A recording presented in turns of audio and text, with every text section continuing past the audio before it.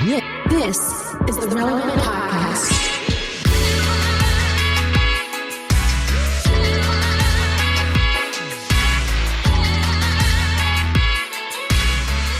It's episode 1121. It's a lot of podcasts.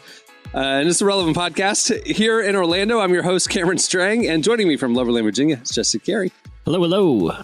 From Nashville, Tennessee, artist, producer, mogul, Derek Miner. What's goody? And from Los Angeles, from Social Club Misfits, it's Marty. Woohoo! Emily is not joining us this week. She will come on for Relevant Buzz in the next segment, but she's got a little bit of a migraine.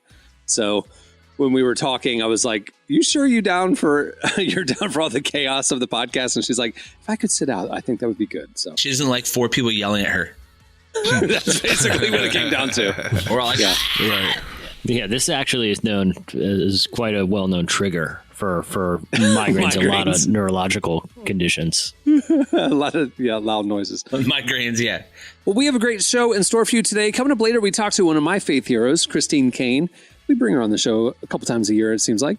And we have a fascinating conversation that is very timely for the end of 2023. You don't want to miss that.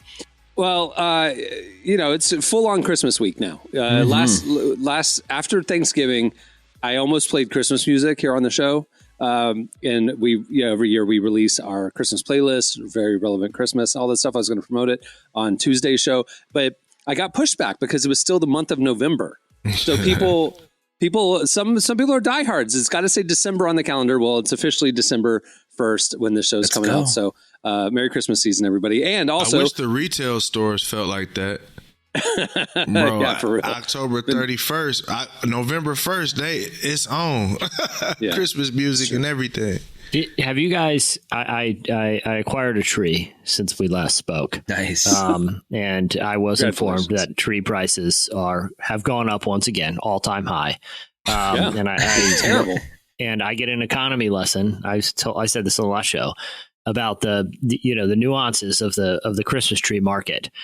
And I was told years ago that the today's prices are dictated by the conditions of when the trees were actually planted, which is 20 years ago. So we're still navigating the housing crisis here.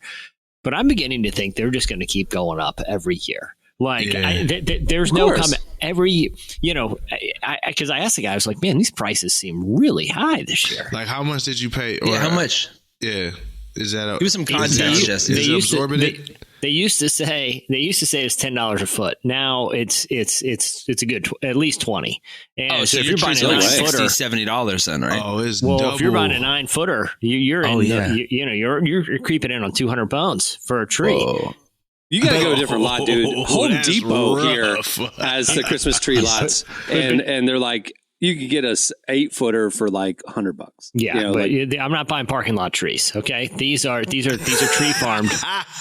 Well, let me say this: he's going to non-GMO, locally sourced trees. He wants the locally sourced. My Douglas fir that I got from the Home Depot parking lot is just fine. It is one indulgence that my wife will not tolerate. An ugly tree. It's a free range tree. It won't be tolerated. I have a lovely tree. It is alive and well. He said your tree busted, bro. He said it's so he said, I see your tree, Cameron. I don't want no busted tree, he said. I want one of those back alley trees. I see your tree, bro. Hey, Cameron, you can keep your sweatshop tree, okay? I'm going. Oh, wow. Yeah. But look. Those are imported from China, and they work on it. Relax. Yeah. It's like an iPhone. You don't want that tree. You want the one that's locally sourced. I don't want your wish tree. I'm going the real deal.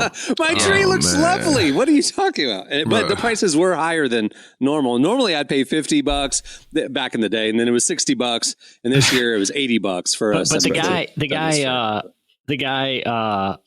says, I was like, man, they're really high. He's like, well, it's the great Christmas tree crisis, right now, and as if this is a thing that we're all talking about. He didn't call it the Great Christmas Tree Crisis, bro. He did, as if it's this national emergency. He said the Great Chris. It's not even like it got great. It became great, and so it started to. The history books will refer to this as a Great Christmas Tree. This man did not call that mug the Great Christmas Tree. That's how he justified his price gouging on a relevant podcast, bro. Yeah, I can hear him in like his old timer voice, like his old he's like, it's a great Christmas tree, and you're like, oh, tell me more, sir. Tell me more. I am not kidding. He said it as if this is just a part of the national discourse right now, as if if it's all been leading to this. Like it's like the AI apocalypse or something. Like right. The day has come. The Great Christmas Tree Crisis is here. Treemageddon. Yeah. He said it with such confidence and so casually that it was like, that's he's justifying his price gouging, man. You got played. I've been going to these people for like 8 years, 8 Christmases. So Cameron, you're saying that the tree, he's inflating the price to make it seem like it's something more special than your Douglas fir from Lowe's. Yeah. I'm saying why are these double the price? Well, we got a crisis going on. But there's no way there's not a crisis. Hey, Cameron, how big's your tree? How feet? I have, my mid-century house. I have 8-foot ceilings, so I can't go beyond a 7 to 8 foot tree. So that's what I have. I know you have very high ceilings. I do. So you need scale. I get it. But I'm still, something's not adding up here. You said you paid $80. I paid $80 for a 7.5 foot Douglas fir. Yes. That's a stolen. That's a hot tree. That was stolen. That's a black market. Jesse, I bought it at I go to the Home Depot tree farm every year. I'm saying I used to pay $50 for this tree. I got a theory. I think this guy is going to Home Depot and marking up the trees from Home Depot. Derek, how dare you? This ain't no Depot tree. I think he's a tree from Old Prospector and marking them up. No. You went to the hipster place to get trees. That's why. He's like those people like you can make money on Amazon. You just go to like Marshalls and you like buy the stuff at Marshalls and then list it for more. That's what he's doing with Christmas trees. I was like, yo, man, why is this one why is this same tree $250? He goes, well, you see here, and it has a little ribbon at the top, and he said this one has been trimmed every 10 years. This one's only been trimmed. They only trim it or twice a year. Every I was getting a whole. Like I said, these are premium trees. I don't need your. Yeah, these are premium. This is like when you go to the supermarket and get eggs, and you open up the eggs, and it's like, "Hi, this is from the chicken. Her name is Bethany," and you're like, "Oh, okay." Like it's giving you information you shouldn't have to have. I think I might be with Cameron on this one, bro. Yeah. No. It's gonna be dead in a month anyway, buddy. I think I might be with Cameron. Your floor is gonna be covered in pine needles. You're gonna have little, termites. There's a rat in there. There's a rat in your tree. Yeah, you got a rat tree. Dude. There's a tarantula. Be careful. I got a rat tree. You bought yours from an Old Prospector. Gus Chickens. I did. He had a big white beard. He had a big white. The toothpick just made an appearance. If you're following us right now, the toothpick. Again. I need to. All right. Well, moving the show along. Stay tuned. Up next, Emily joins us for Relevant Buzz.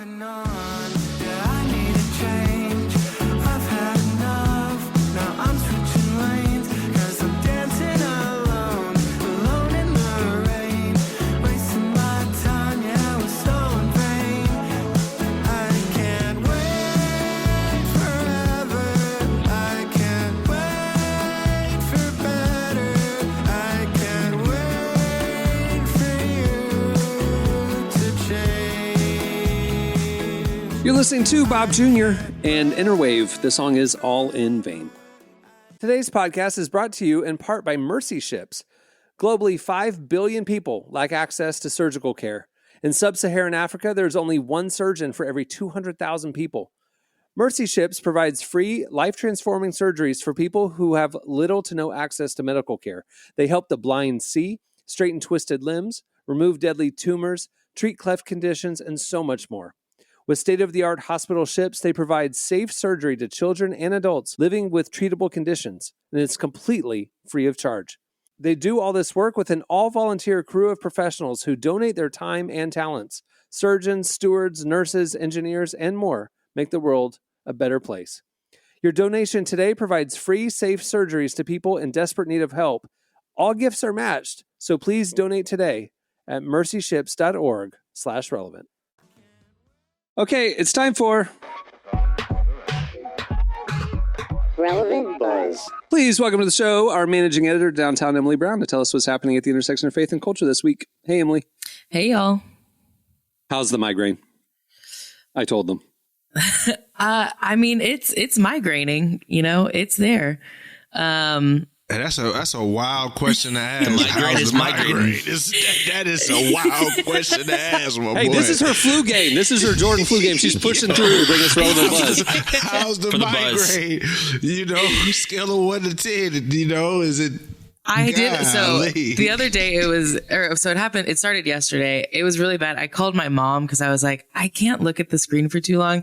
Can you tell me what I'm supposed to do to like get rid of a migraine naturally? And so she told there was like, you know, all these like home remedies and stuff. One of them is caffeine. So I have consumed large amounts of coffee and it's That's weirdly great. helped. That's awesome. But I woke up in the middle of the night because I didn't have any coffee. And so I was like, okay, how do I get back to sleep? So I took some melatonin. But I don't have experience with migraines, but I bought some Excedrin for somebody who had a migraine recently. And I realized the only difference with Excedrin versus like ibuprofen or whatever is that it's ibuprofen plus caffeine. Yeah. So the caffeine thing makes sense. Yeah. Huh. Well, we appreciate you joining us despite the ailment. You know, we're going to see how this segment goes. So I get it. Yeah, I've been there. So what's happening? What's happening this week, Emily? yeah, the first thing I want to jump into is obviously a study with a bunch of data. No, I'm kidding. I do want to talk about a report though. That was really interesting. So, you know, we've been following obviously the rise of the nuns over the last few years, not the devout religiously affiliated, the religiously unaffiliated. NONES. Yes. They have no religious affiliation. Yes. And there's a new report that came out from Ryan Burge, who's a political scientist. He focuses a lot on religious demographics. And he found that 16% of the overall U.S. adult population identifies as nuns. That's not super surprising. What is interesting is when you break it down by generation, 40% of Gen Z now identify as nuns. Wow. 40%.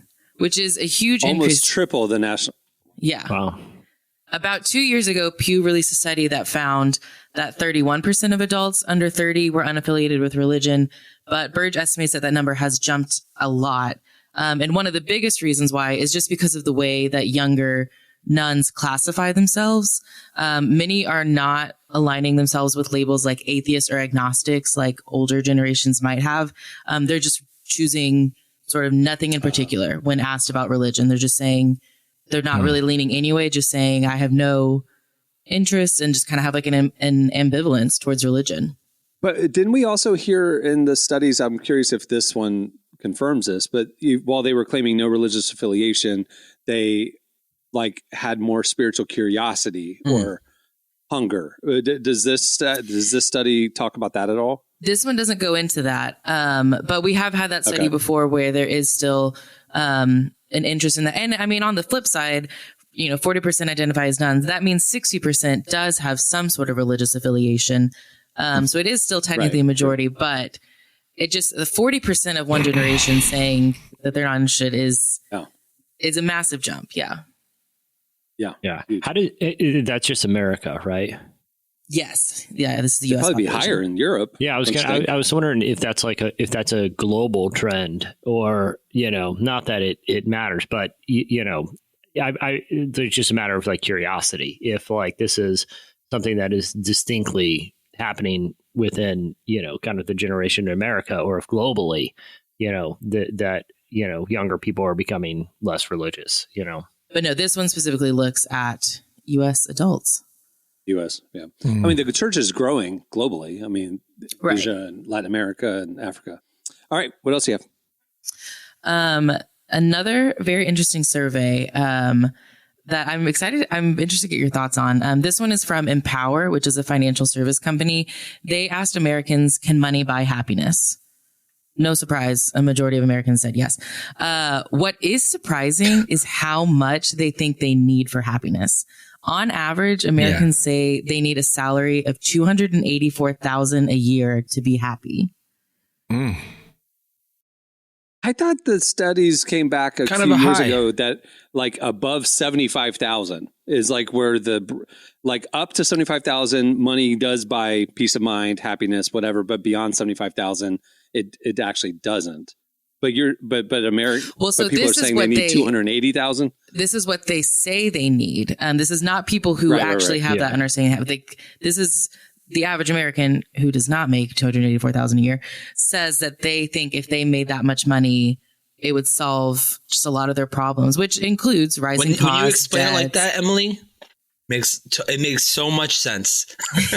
When it's like the people who never had it are like, we need this specific amount because you know what? Those, I think in their mind, they're like, I also have to factor in my vacations, my designer. Like it's a factor of competing with everyone around them. It's not even for them to be taken care of, like to eat food and to have a nice house. It's literally, I think a lot of these like ideas, because I just saw a whole thing on YouTube about this, and he was talking to girls about it. It's like, how much do you want your man to make, or how much do you want? And the girls are like, if he's not making $250, I'm not messing with them. I'm like, your dad doesn't make $250. You know what I'm saying? Like this idea of $250,000 has been out there for a couple like months. It's like $250,000 has to start there. I think it's outrageous. Yeah. I saw one girl say 1,000 a day. And he's like, why does he have to have 1,000 a day? She goes, I got needs. Okay. Apparently. Apparently so. You know, it is interesting too, because when you look at generationally, the average number changes as well. Gen Z went lower, saying they only need 128K. Sure. Millennials were the highest of any generation. They said they needed 525,000 a year to be comfortable. Thanks. Wow. Thanks. What? I'm one of them. Half a the million. Generation of I wanted millennials. Rub me half. They don't rub me to 75. I mean, I definitely think the I'd be comfortable. right? Half, man. Give me the half, bro. I'm one of them millennials. Now, are these real quick? Are these millennials like trying to get into the NBA? Like, is this like player minimums? Like, I'm one of them.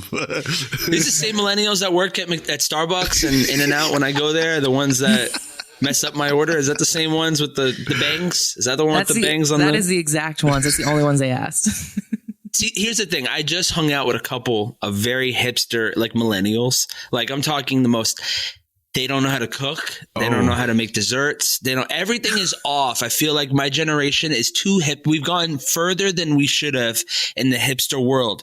I had goat cheese on top of my icing of on my carrot cakes. Like they're trying to always be like cool in everything they do. It's just too much now. It's just too much. Dang it. It's a lot. Where's the common party, the common sense party when you need them right now? I know this is coming from a guy who just ranted about buying poor quality Christmas trees and what a travesty it is. Wait, sorry, you spent $200 on a Christmas tree? You missed the opening segment. He had spent. He bought a non-GMO, like a free range tree, and the tree was very expensive. It's like I said, in my house. He's such a tree snob. He was like poo-pooing my Home Depot parking lot tree. Yeah. I spent a crisp $39 on mine, and it looks like a $39 Charlie Brown Christmas tree, but it gets the job done. Listen, if I know people who go and will do like the Griswold thing and chop it down. I love that. Amazing. That's not an option in Florida unless you want a pine tree. Well, here's the thing. Next year, if prices stay up like this, because like I said, it's not me. It is one thing that my wife she only wants to have a really nice Christmas tree. Like she's from New York, where Christmas trees are very abundant, and it's very important for her to have a nice Christmas tree. Next year, if the prices keep going this way, I'm just going to go rogue with an axe somewhere. I'm just going to drive out to a forest that I don't own, and I'm coming back with a tree. Rogue with an axe, bro? Yep, dude.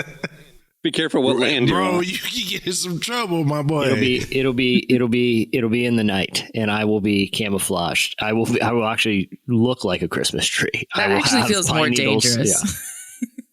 Yeah, well, I'm going to save a few bucks next year. All right. What else do you have, Emily? Last thing, speaking of Christmas, it's officially Christmas movie season, something I know each of you guys are so thrilled about. Okay, maybe this will get you actually interested, though. Cable TV is on the hunt for their annual Chief of Cheer employee.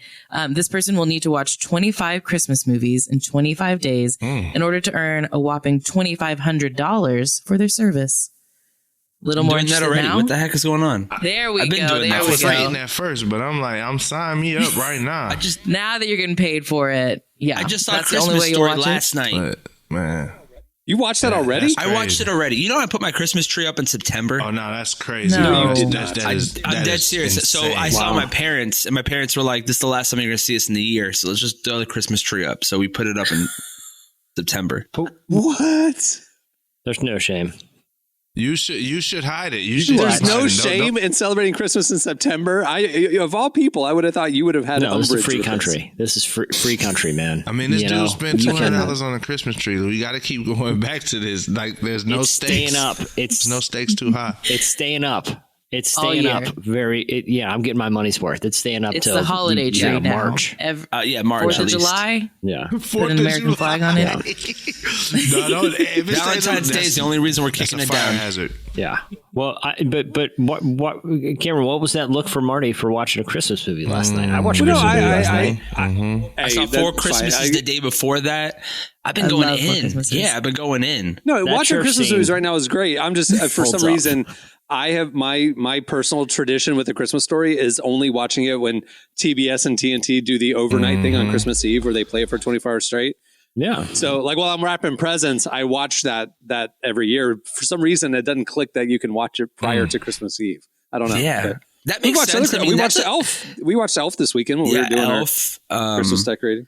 Yeah, I watched The Holiday. You know what I love? I love us people that are like they try to. My favorite Christmas. I feel like this has been a topic of discussion between Cameron and Jesse. But my favorite people are the ones who are like, my favorite Christmas movie is Die Hard. I'm like, Right. Why is that why is that a thing now? Why is that so big in the Reform community? Why do they? It's always a Reform guy bringing that up. It's never They want to be. They want to Pentecostal be dude. tough, bro. Like this is the tough. They like to. And yeah. they're whiskey. Right. Yeah. One, they like to antagonize. Two, They they love to fetishize antagonize. masculinity, and That so is obviously, big and reformed anity. yeah, exactly. It checks a lot of boxes. One, it's antagonistic. Two, it's a take they can have that will is like contrarian. And two, it's hyper masculine, which I feel like Hyper masculine, yes. Well, here's the best way to shut that down, because when Die Hard was released, it was a summer blockbuster. It wasn't released at Christmas time. It was a summer movie. They don't release Christmas movies in the summer. This is true. So you can come at them, with but rationale real is not going knowledge. to matter with somebody that's trying to antagonize. I'm not saying all Reform people are this way, but I'm saying rationale with somebody that's trying to antagonize you is just not going to it's a work. segment. I shouldn't paint with too broad of a brush. Why was it released in the summer? It was a blockbuster. It was a blockbuster, yeah. But It was a huge summer set during blockbuster. Christmas time, Next then I summer. feel like it should be. Yeah, but that's the point, though. Is this new movement to reclassify it as a Christmas movie when Christmas is a very small part of the plot. It could have been any corporate party. It could have been, yeah. It was. And again, they didn't even think through the Christmas thing too much in the movie. The corporate party's on Christmas Eve. What company is having a Christmas party on Christmas Eve night? Sure. When are they supposed it was to literally have it? just a stand-in. December 9th. Santa okay, Claus, like remember, before. he's leaving Christmas Eve party.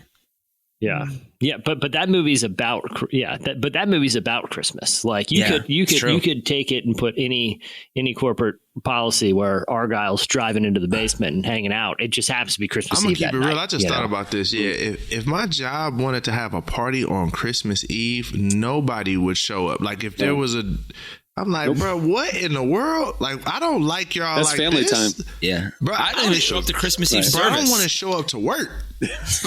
Let alone his Christmas Eve party. Rowdy want to come to work. Well, look, if you've seen the movie, the Nagatashi Corporation had a lot of things going sideways. So, I mean, they were keeping $500 million in paper bonds in the vault. You know, they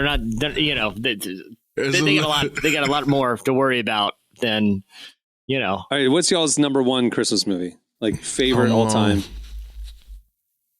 Home Alone 1 or 2? One's a really good one. 1? Or Elf. It's either Home Alone or Elf. They go back and forth. For me, it's Elf. I'm a big Christmas Vacation. That'd be my number 2. Yeah. I'd say Santa Claus would probably be mine. I like the Santa Claus. I think that's like I could throw it in the background. I can always play it. Yeah, I always play it in the background. Emily, where do you come in here? Oh, I'm gonna stand firm with The Holiday. What is that? A good Christmas. I think it's the best. It's a Christmas rom-com. It's really good. What's it called again? It's like an early. Is it the one where they house swap? Yeah, it's Cameron Diaz, Kate Winslet, Jack Black, Jude Law. Yeah, they house swap. That is good. It's going viral right now.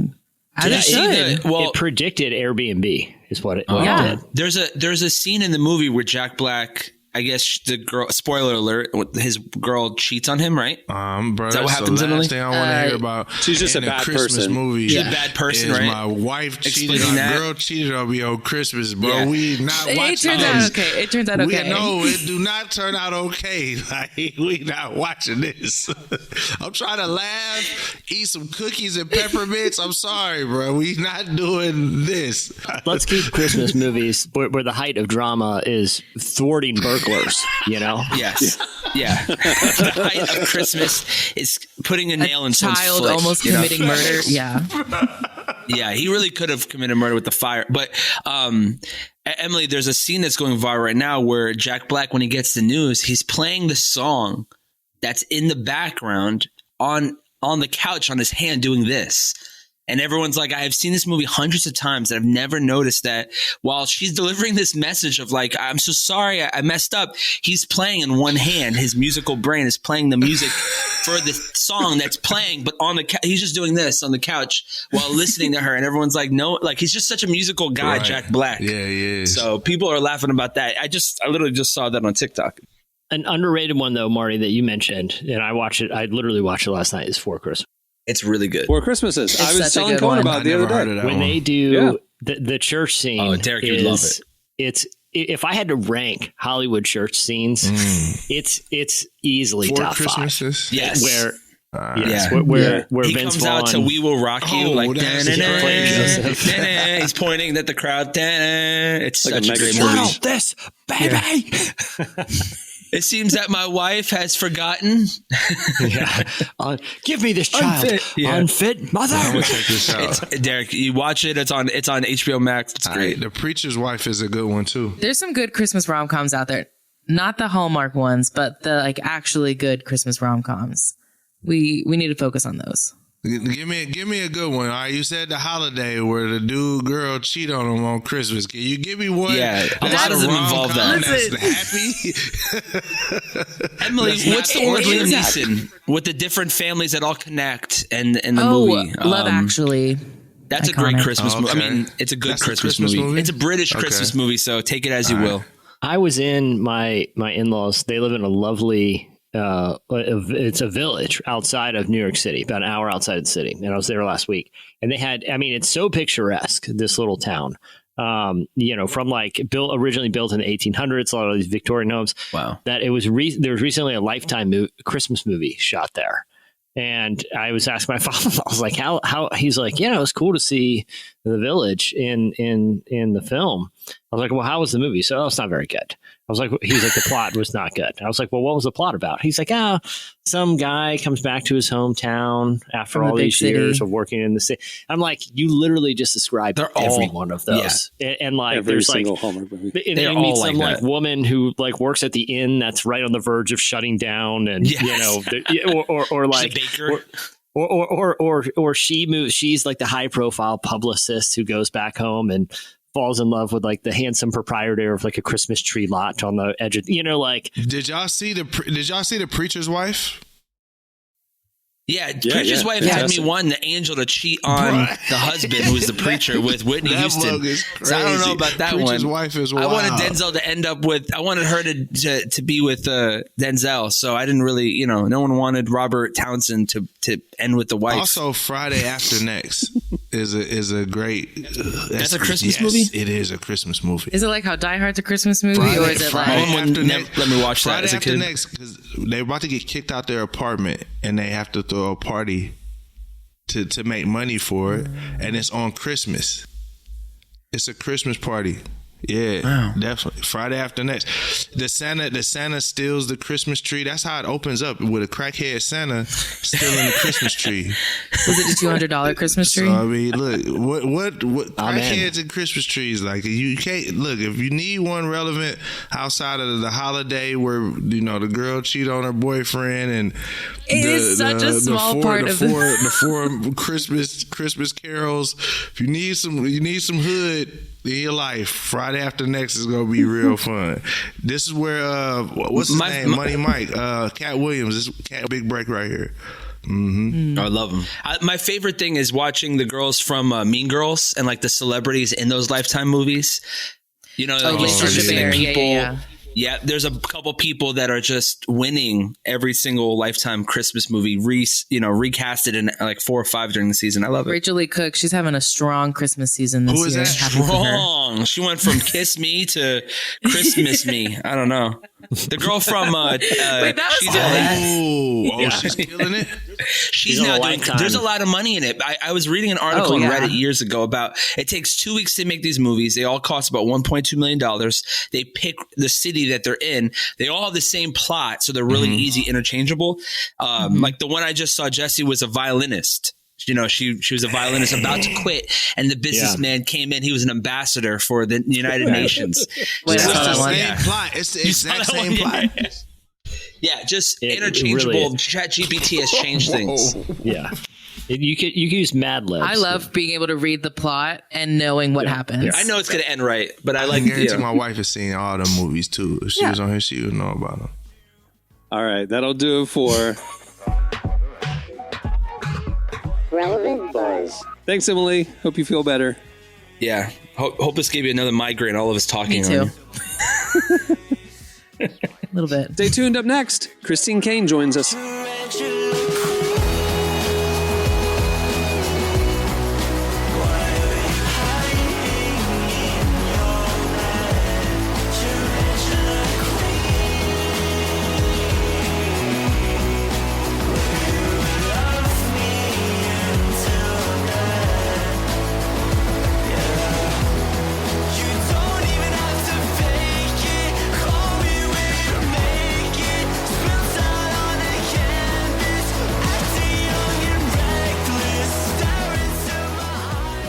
You're listening to Monet and Go. The song is Tarantula Queen. Well, today's show is brought to you in part by the new book, God, the Science, the Evidence. We talk a lot about faith, but how often do we talk about science in the same breath? You might be surprised to discover just how deeply the two actually agree. For centuries, science has been used to dismiss the idea of God, but today an intellectual revolution is underway. Modern discoveries in physics, cosmology, and biology are consistently revealing the same truth. Creation isn't an accident. That profound reversal is what engineers Michel-Yves Bolloré and Olivier Bonassi investigate in their international bestseller, God, the Science, the Evidence. This book is a rigorous, evidence-based critique of materialism, inviting you to explore over a dozen scientific, philosophical, and historical domains. It shows that what was once seemed impossible, that science could point to a creator, is now supported by a vast and convergent body of evidence. With over 400,000 copies sold in Europe, this book is sparking a global debate. It's thoughtful, fascinating, and a powerful reminder that reason itself affirms the existence of God. Learn more and find out where you can purchase your copy today by visiting godthesciencetheevidence.com. Well, our guest today is Christine Caine. She's a speaker, teacher, author, social justice leader, and a longtime friend of the show. As 2023 is coming to a close, we wanted to sit down with her to discuss how we can reflect on this past season of life with grace and how we can set our focus on the things that will lead us to a better future. Here's our conversation with Christine Caine.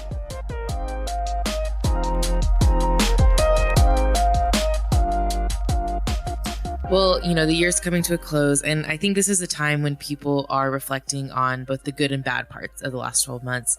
And it's really easy to get into a mindset of sort of regretting what we did or didn't do. And I'd love to know, what's a good way to both reflect and look forward on this season of life with grace for ourselves? Yeah, I think that's important because sometimes the person we're the most hard on is ourselves. And you got to know that you've got to grow to where you want to go. I think in our very instant world, we just want to go to bed and get up and go, here I am, Wonder Woman for Jesus. And I'm like, honey, I'm 56. Emily, you and I before this podcast were talking, and you were saying, Chris, you've inspired me over the years, which I love. There's nothing more I love to hear from young women than that. But the fact is, I've been doing this for 35 years. It's like people are like, how did you get to where you are? I didn't quit. It's taken 35 years. How long does it take to get to where you are? 35 years. That's it. And I think a lot of times that we don't understand it takes time to grow. My daughters, I didn't expect them to come out of my womb and start running. So I was not angry with them when they couldn't run, when they were, 1 month old. All they could do was poop a diaper, and, all they wanted me for was to drink milk, and then they just cried. That's it. But I loved them. I loved them for they could do nothing else. That's all they could do. And then I loved watching them grow. Now, the first time my daughter took, her first step and then fell flat on her face, I didn't go, you're a loser. Why didn't you run? Why'd you fall? I mean, you're laughing because that's how ridiculous it is. It's like, and yet we do that to ourselves. We go, we have a go, we stumble, and then we get up and go, man, you're a loser. You'll never amount to anything. And you go, hang on a minute. That was my first step. And so you've just got to give yourself grace enough. Be as kind to yourself as you would be with somebody else. Yeah, I love that you are bringing up this spirit of resiliency because I think that's really important for my generation, where I've seen a lot of people who are very action driven, but they end up burning out quickly. I'd love to know, how can we develop resiliency without burning ourselves out? Well, I think it's important because a lot of the going, you've got to ask your motivation, out of whose strength am I going? So the fact is, Isaiah says, those that wait upon the Lord will renew their strength. They'll mount up on wings like eagles. We will run and not grow weary. We will walk and not faint. And so at 56, I've been saying that scripture over my life for a lot of years. Chris, wait upon the Lord. You'll mount up on wings like eagles. You'll run and not grow weary, and you'll walk and not faint. But that's because I know my strength comes from God. It doesn't come from me. And I think when you're trying to do it, it's not how much you do for God that burns you out. It's what you stop doing. That's what burns you out. So if you stop being in the Word, in community, praying, looking after yourself in terms of your spiritual disciplines, your own physical disciplines, of healthy eating and exercise and enough rest and enough sleep. I mean, it's all the basics. But you watch normally when sort of, especially in this day of activism, it's like go, go, go. But I don't have the strength. My shoulders cannot bear the burden of this world. That needs to be on Jesus's shoulders, and he bore that burden at Calvary. So for me, I would be overwhelmed. We have, 19 A21 offices in 15 countries. Now, the amount we have at any one time, multiple hundreds of survivors in our care, from children to, adults. I've got hundreds of staff around the world. I could easily go tap out, burn out, and just go, this is too much, if I tried to do it in my own strength. But because I'm utterly dependent on God, and I don't feel like I need to be the savior because the world's already got a savior, and that's Jesus, and he does a much better job than me, then I can pay attention to the things I need to pay attention to, which is my inner world, my spiritual life with Jesus, my physical strength. As I get older too, that becomes more important because I'm limited by my physical capacity. So, my strength there. And my relationship with my husband, my relationship with my children, again, it comes back to all the basic stuff. And That's not the cool stuff. That's not the Instagrammable stuff. That's not the stuff that looks awesome.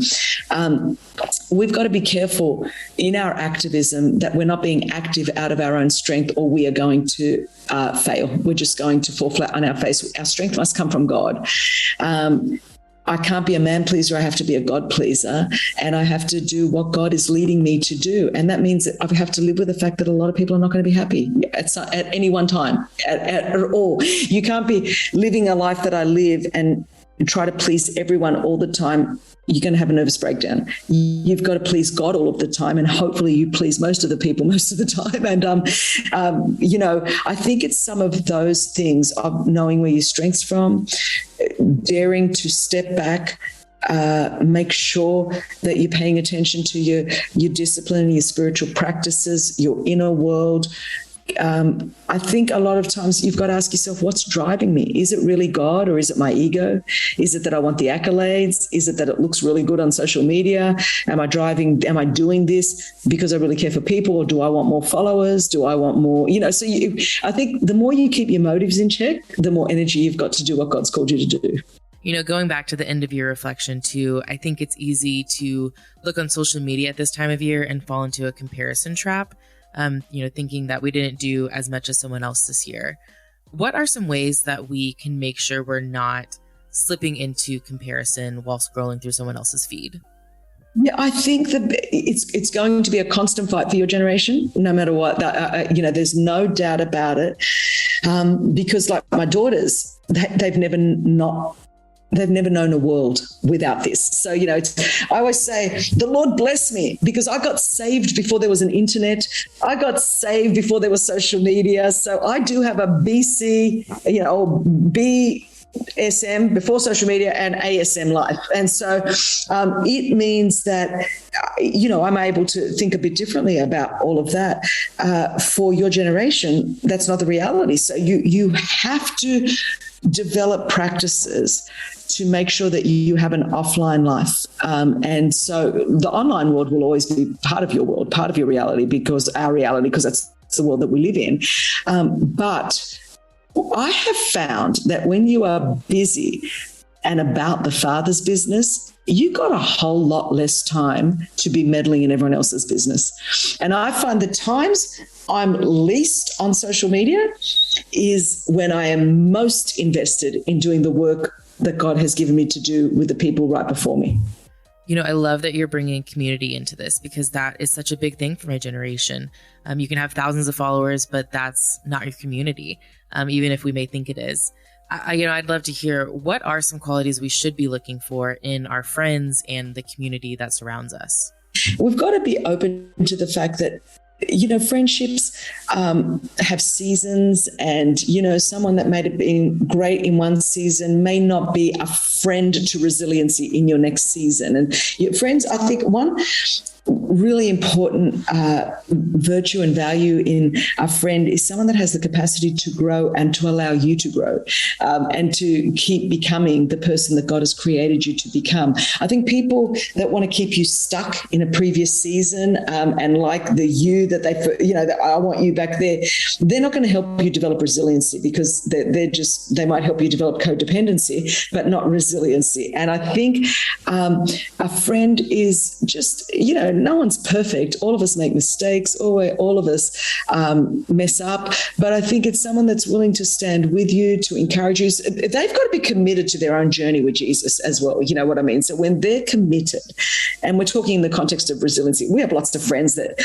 may or may not even be believers, but they may have a different place in our life. But the ones that are helping us to develop a strong faith muscle, to help us get through adversity, and not just barely get by, but to be who God's called us to be, and then to thrive on the other side of it. Well, the only people that can really do that are people that have walked with Jesus, and people that are walking with Jesus, and are going to help encourage you from the word. And, they're going to come and they're going to sit with you when you're suffering and when you're struggling and when you've been disappointed, but they're going to love you too much to leave you you there forever.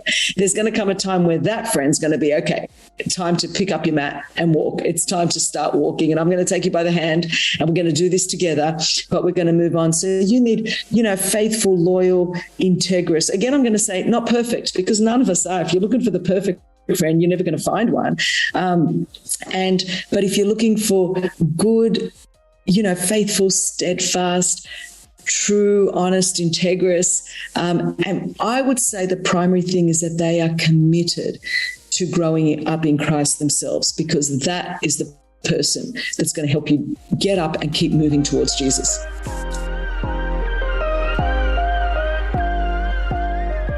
That was Christine Caine. Stay tuned. Up next, your feedback. Welcome to the land where we really get to see what the man in the mirror really made of.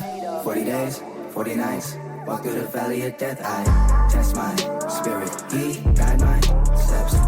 40 ways, 40 fights, renegades by my side. Harvest plenty, but many will slide on the rise. Yeah, many fell back in their ways and forgot the basic principles in the face of their father. Road to the wicked who hard in their heart, but they self in that place, forgot to put their guard up. Loving well leading the You're listening to Stephen Malcolm. The song is 40. Well, today's podcast is brought to you in part by the new book, Confessions of a Christian Alcoholic. Author Jonathan Seidel knows firsthand how even believers can get stuck in shame and destructive habits, especially when it comes to one of society's biggest obsessions, alcohol. In Confessions of a Christian Alcoholic, he details his spiral into disordered drinking and shares the 4-step process he eventually used to break free. There's hope for alcoholics who become Christians and for Christians who become alcoholics. Find Confessions of a Christian Alcoholic wherever books are sold. What if you could change a child's life with just $10? Right now, thousands of vulnerable children in East Africa are suffering from jiggers. It's a painful, preventable parasite that burrows into their feet. Soul Hope is the only organization treating it through foot washing, medical care, and durable closed-toed shoes that protect kids long after treatment. $10 may not seem like much in today's world, but when we come together, those small gifts add up to big change. Join the 10 for 10 campaign. $10 protects 10 small toes. Visit soulhope.org/10 to give now. One small gift makes a big difference. Again, that's soulhope, SOLE, hope.org/TEN. Okay, it's time for your feedback. I have little recollection of how we got to this question of the week. Jesse, maybe you can help me. But if the question that we asked you guys was, if you could create a crossover episode between any two TV shows, what shows would you choose and what would the plot be? Do you remember why we asked that? Seems like an eternity ago. It does. Yeah. It was pre-Thanksgiving. It was a while ago. Well, anyway, it's a good question. You guys hit us up on X @Relevant Podcast and also replied in our stories on Instagram and other places as well. Here's a few of our favorites. I like Ben Stroop's suggestion of a Nathan for You undercover CEO or undercover boss, where it's basically they just let Nathan Fielder come in and run companies. I would watch that show. You love his awkward humor. Oh, he's one of America's finest treasures, in my opinion. Makes me so uncomfortable. Exactly. Like when he was doing that show where he would give business advice to people. Yeah, that was Nathan for You. Nathan for You. Yeah, I couldn't handle that one. What about I did like his last one where he did the fake house and stuff. The rehearsal. I did enjoy the rehearsal was great. Yeah, the rehearsal. Yeah, I like that one. Jason says, not TV, but I want a Fast and Furious Jurassic Park crossover. There's no description. Relax. He didn't give a plot because there is no plot. We don't need it. We don't need a plot. It's sold. How do car races beat dinosaurs, though? It doesn't matter. Well, they'll figure it out. It doesn't matter. It doesn't matter. They shot Ludacris into outer space by wrapping his car in tinfoil. Anything's possible. Right. They car raced a nuclear sub. Yeah. I do love this one. The original Fresh Prince and It's Always Sunny. Charlie ends up breaking the fight up that got Will sent to LA. That would be funny crazy. If that would be pretty smart. That would be very Always Sunny in Philadelphia. That would be not very Fresh Prince, but very It's Always Sunny in Philadelphia. So in this scenario, because Charlie broke the fight up, Will doesn't need to leave. So Will stays in Philly. Yeah. And I guess he joins the gang at Patty's after that. That's crazy. Oh, I guess. Man, that was oddly specific, Jesse. Is that the name of the place? That's crazy. Yeah, Patty's Pub. Oh, yeah. I'm trying to think of one because Friday. Some of these are a little too extreme. They're not in the same. To me, they're not in the same universe, right? Like in the Office universe. Yeah, somebody said the Office and the Wire. That's too much. Yeah. Like that's. I would say Office universe, and you connect to 30 Rock, and you connect to Parks and Recs, or right. Like how do we connect those two somehow? There's one that's Doctor Who and The Chosen, which I've never seen Doctor Who, but I know the premise is the Doctor goes back in time. In a phone booth or something, right? But isn't that the plot of like both Superbook and Adventures in Odyssey, where they have some means of time travel and go back to the Bible? Isn't that literally what those shows are? Yeah, I used to watch that with the kids all the time. That was a go-to. Does it hold up? No, sir. I saw it like in the 90s. No, sir. I would mix The Chosen. And I would try to mix something in that universe that would make sense. Maybe let's go to what's that one? Game of Thrones. Let's try to do a crossover You're saying throw some dragons in The Chosen. Yeah, throw some dragons in that boy. You know what I'm saying? Let Jesus deal with a couple of those. Let's see how he handles it. Just see what would happen. See how he handles it. Yeah, let's see 300 in Game of Thrones would be crazy though. There you go. That's better. It's closer. Jesus slaying a dragon. I want to see Jesus knock out a dragon, but I mean, we know he slays the dragon, but I don't want to see him slay like an actual dragon and the Ice King and all that. All right, that'll do it for last week's feedback. It's time for this week's editorial question of the week. All right. Well, earlier we were talking about our favorite Christmas movies. For this week's question, we want to know your favorite Christmas movie. But we want a one-sentence defense of why it's the best to you. Like, just convince us in one sentence why it's the best. Hit us up on X at Relevant Podcast or wherever you see us post that question. We'll read our favorites on next week's show. Well, before we wrap things up, I mentioned it at the beginning of the show just in passing, but it's our annual tradition, a very relevant Christmas. Our Spotify playlist is out now. We have a curated playlist of our favorite tracks, some great bands, great artists. Cool. It's a unique mix. It is an extensive mix.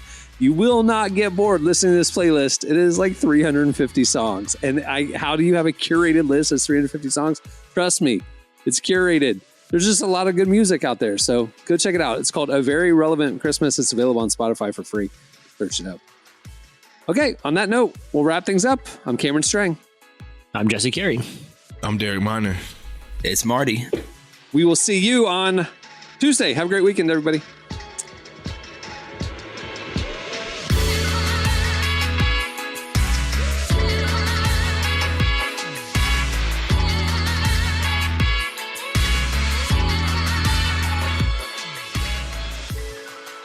Thanks for listening to the Relevant Podcast.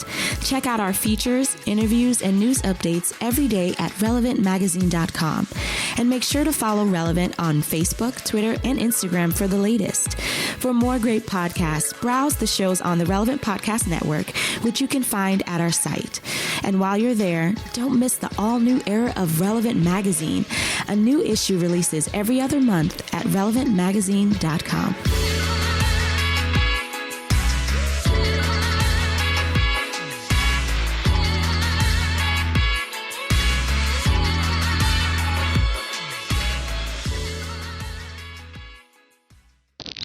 I'm not buying parking lot trees. Relevant Podcast Network.